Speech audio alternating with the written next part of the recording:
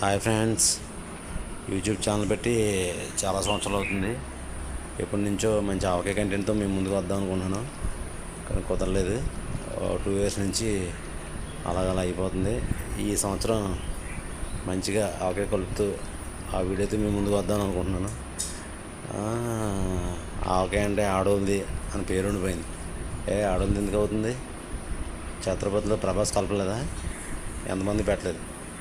ఈ సంవత్సరం మా మిస్సెస్ వాగు నేను కలుపుతానని చెప్పేసి నేను దిగాను.